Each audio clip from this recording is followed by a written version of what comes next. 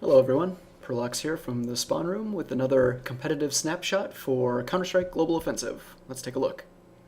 So as you can see, this is RONIN5 versus Mediocre Gamers on Dust 2. This is from a match I casted like a week or two ago. It was a pretty interesting match, so I thought I'd give a little bit of analysis about it. This is specifically just round 3, so let's pause right off the bat and just take a look at what we have for a buy situation. So maybe I should actually switch players. That's kind of hard to see. There we go.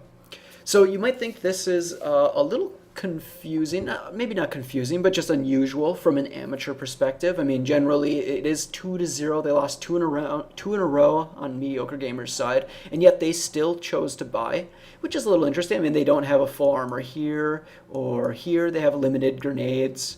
A lot of amateur players, you like to wait for that fourth round. It'll be a 3-0, and then you can do a full buy. You can get your armors, you can get your grenades, your rifles. If you're on CT side, you can get defuse kits. Mediocre Gamers is actually opting to go for a full buy right off the bat. So they probably want to just tip the scales in their favor without sacrificing more momentum to RONIN5, and maybe just catch them off guard. I mean, doing the third round buy, and they're going to end up doing a sort of rush out into A, sending a couple guys mid. They're probably just kind of hoping to catch them off, it would be my guess.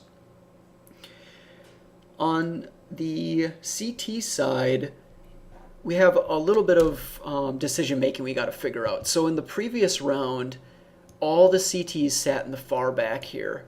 They knew it was rifles versus pistols, and so they used range to their advantage. They didn't really move beyond this line, I guess you could say, or maybe it'd be like that. But in this round, they must be expecting the terrorists to do a buy, because they've actually switched it up. I mean, they're not really sitting at the back of bomb sites. They must be expecting some sort of either AKs or Galils or something, that sort of pressure at one of these points. And they've opted to cover long A, and I think that's pretty smart. I mean, if you lose long A, you essentially lose A itself, right? I mean, if you have to attack from CT spawn, which is really weak, and then you do control catwalk, you're pretty much attacking from only two very narrow angles, and the one down here isn't even very good. So you're attacking from only one good angle. So having the CT side stack long A and make sure that no matter what happens, we do not lose this position. We control pit, we control everything. We put smokes down and stop the doors and everything. That to me is actually a pretty good idea. They don't have to do a stack on B, because B tunnels is pretty easy to hold. If there's going to be a smoke down here from Daps, and if they do come through the smoke, he can put a lot of fire down, do a ton of damage, probably get some picks, and it makes it a lot easier to retake B in that way. They can also lose catwalk, and again they'll be down and long, so that even if they lose catwalk and the T's take A, they'll have some good angles. I mean, they'll shut down like this lane and this. They can have, then presumably the T's would control catwalk like this. So they'd have to do some retake here, but you have, I feel like taking catwalk isn't too bad. You can grenade it out and stuff and at least partially take it back. Mid doors would probably be the weakest in terms of doing this kind of a strat. If the T's did just happen to rush long doors, there really wouldn't be much to stop them. They put a smoke down here, they pick Hades most likely, say it's a 1v1 trade, that's a 4v1 approaching bomb site B, they'd most likely get Daps, no problem, and then it would be up to these three guys to take bomb site A, which is pretty difficult. So again, the CT decision to stack long A and make sure that no matter what happens, they do not lose this section. That's a smart decision. Everything else is easier from that standpoint. So we can start moving along here. So the flashes come out and you'll see a number of smokes go down. And we'll pause it right about there. So you can see there's smokes cut off right here. And I actually kind of think that this smoke This guy right here is maybe a mistake. I'm not sure if that was a CT smoke. It seems like it should have been like right about here. Although, I mean, they will do a trade, so it did end up working in favor of the CTs. But I just feel like it was really easy because there was a window here for the Ts to jump down and pit. And when these CTs come through smoke in the hopes of controlling this section, if there was a T in pit, they could be in a lot of trouble, and they could just lose this whole section right here. Let's see what else. The mid-smoke here, as you'll see, I think this is actually probably a mistake as well. I'm assuming it was probably supposed to land at doors. There's really no benefit for this smoke to be here. Fortunately, it will still work out. The two Ts here are going to find a nice window onto Cat. Hades is playing pretty defensive in this position. I think he will see them. He will get some maybe shots off and some grenades, but he's mostly going to stay behind the invisible wall and let the Ts get up on Cat into bomb site A. So you will see the first trade there, and a second one will go down. So it will be a 2-for-1 in favor of the CTs. And the CTs do manage to continue control over this, over long A, which is exactly what they wanted. Now the bomb is forced to back off and regroup with his teammates. Now this is a little dangerous. He is going to be moving in a time when there definitely could be CTs coming through mid-door. If Daps would have been a little faster, he could be set up and ready. He actually will get set up, and there will be some fire exchanged here.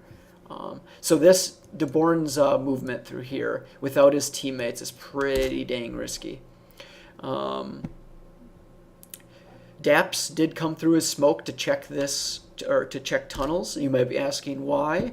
In the previous round, there was a terrorist who actually camped here. They did a split B push where 4 of the Ts came out, and then this T tried to move in to get the bomb plant. Unfortunately, Daps was camping boxes and ready for him. So Daps is probably thinking, I'm just going to risk it. I'm going to come through and just double check, just so we don't have to worry about it. Then I'll come through here. I can help control Cat, and then move into bomb site A, and we can do a retake as a team.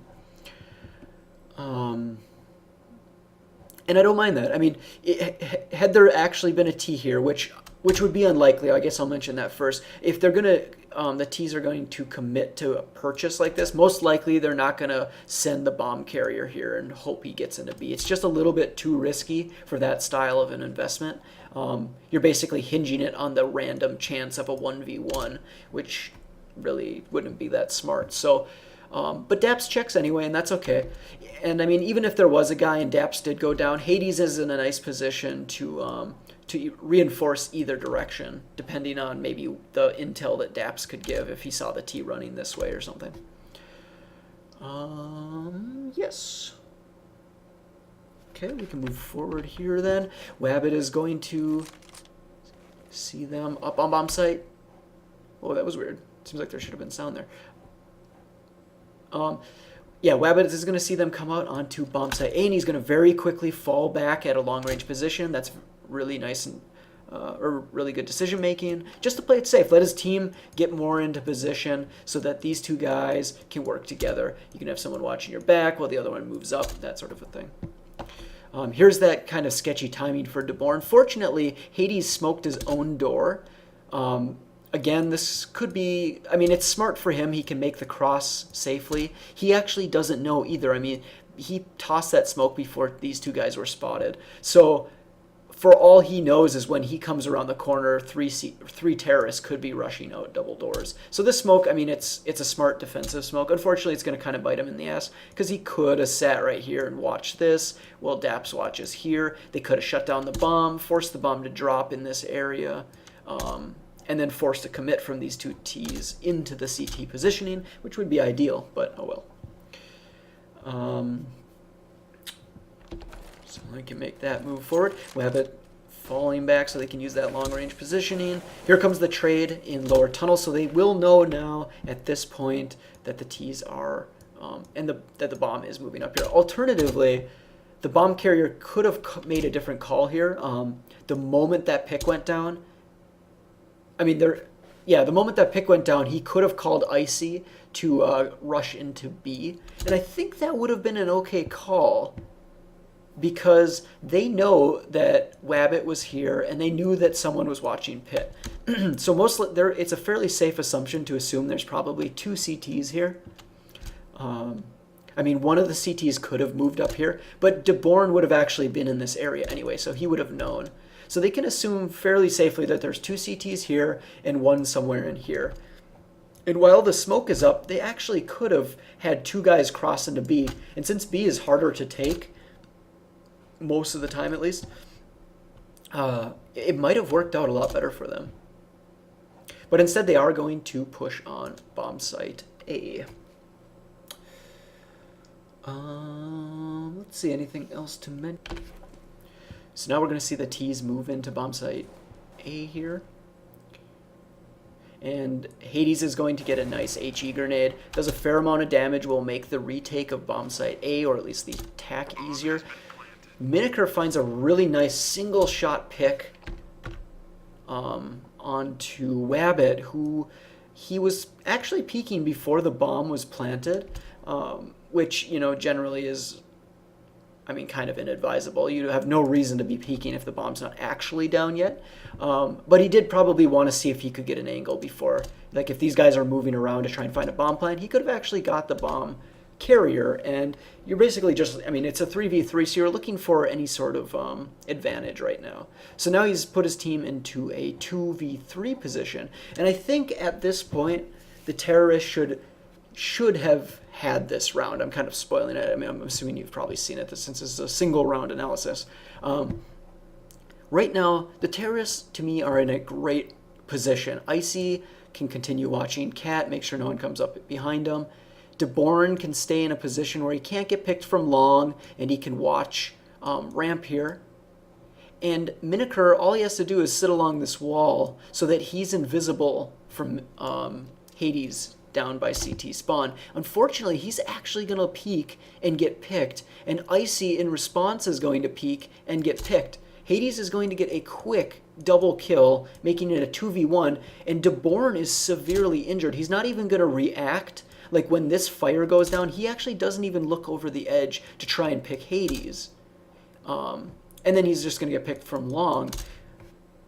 They essentially threw this away, in my opinion. I mean, they definitely had this.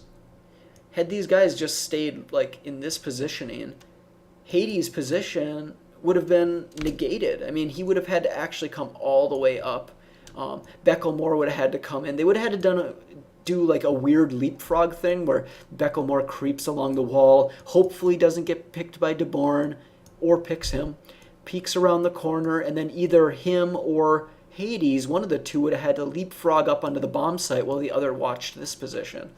I mean, it seems like that kind of a play probably wouldn't end up going in your favor. Instead, they're going to just peek it and get both picked off. So, I don't know, it just seems a little bit crazy to me. So we're going to see that really quick here. You can see DeBorn doesn't even peek at all. Icy will go down, and then here comes the long pick. And Becklemore actually probably should have died right there. DeBorn just happened to miss him, even though that was basically a free kill. Although I don't think it would have really mattered. I think he would have engaged had he got the pick. Hades would have come around the corner and probably finished him off fairly easily. So yeah, that's round 3 of RONIN5 versus Mediocre Gamers. Hopefully I covered everything there. Let me know what you think in the comments. Otherwise, please consider subscribing, sharing, liking. If you disliked it, let me know, and I will make changes in the future. Thanks as always, and see you next time.